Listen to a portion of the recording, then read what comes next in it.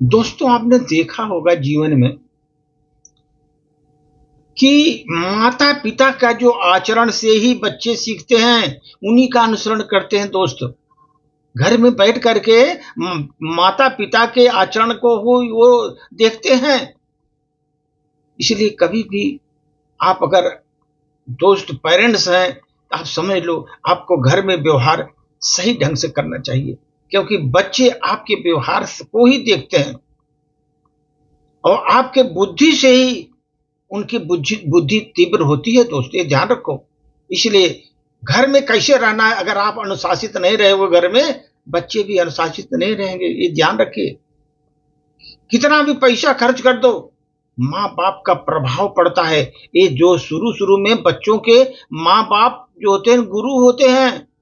शिक्षा उन्हीं से मिलती है, संस्कार उन्हीं से मिलता है। इसलिए दोस्त, बच्चों में संस्कार डालने की कोशिश शुरू से करो।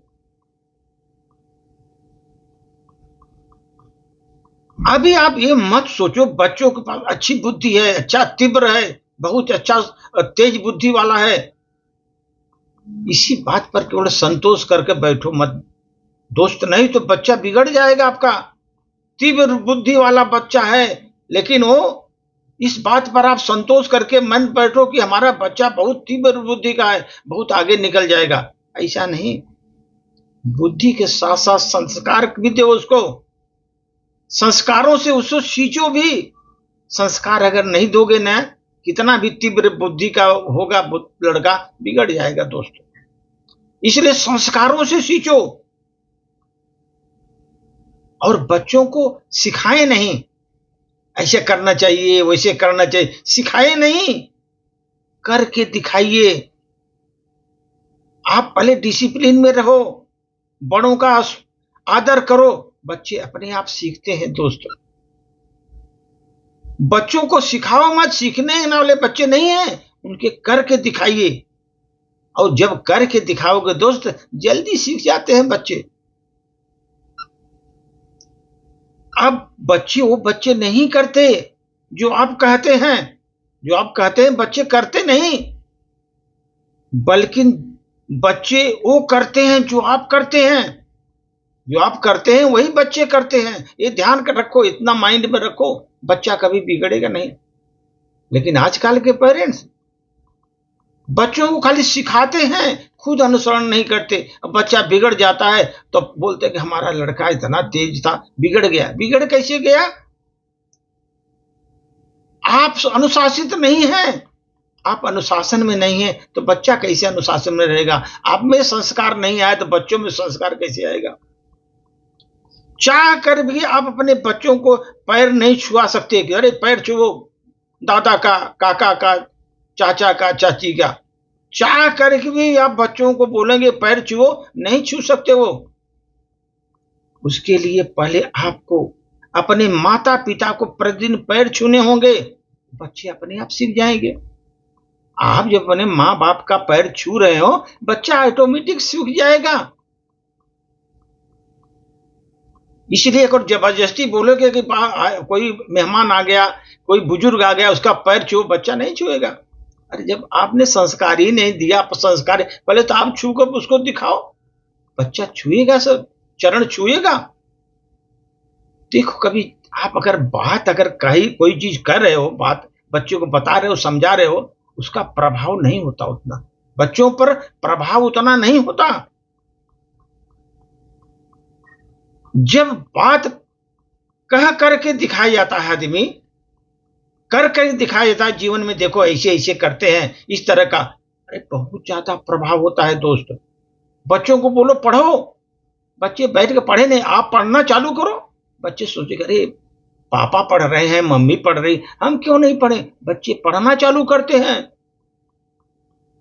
और घर में जब आप रहो दोस्त, चर्चा केवल विषय ही नहीं हो, आचरण पर भी विषय हो, आचरण पर भी चर्चा हो। आचरण किस तरह करना चाहिए, कैसे करना चाहिए, रहना चाहिए, वो आचरण व्यवहार भी आप रखो घर में।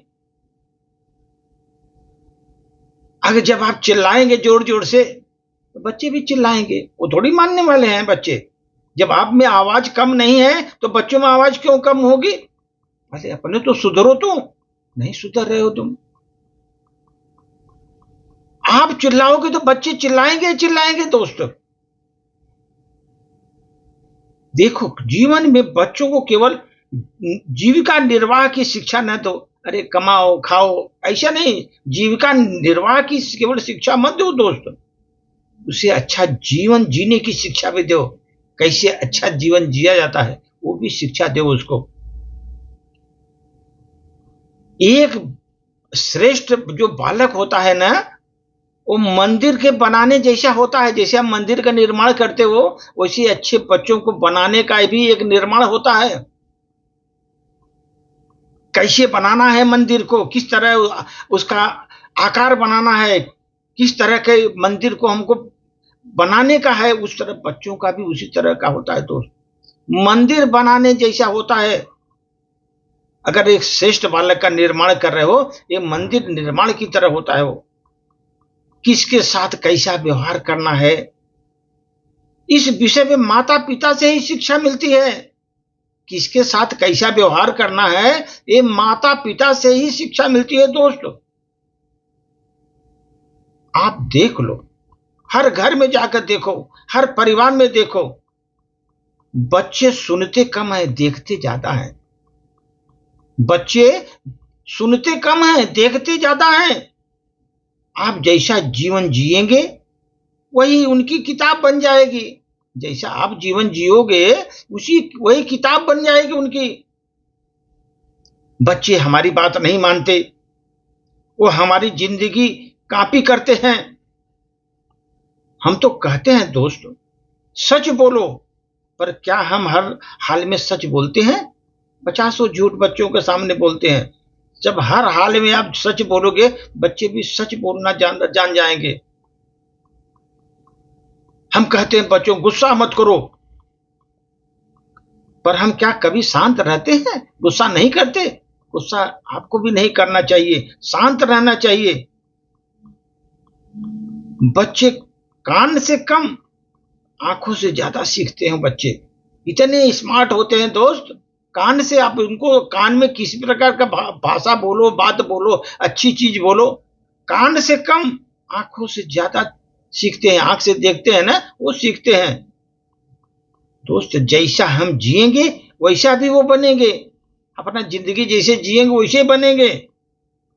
आज उन्हें बदलने की कोशिश कम करो दोस्त, और खुद को बेहतर बनाओ। जब आप खुद को बेहतर बनाओ की शुरुआत करोगे, बच्चे अपने आप खुद को अच्छा बनाने लगेंगे। पहले अपने तो सुधरो।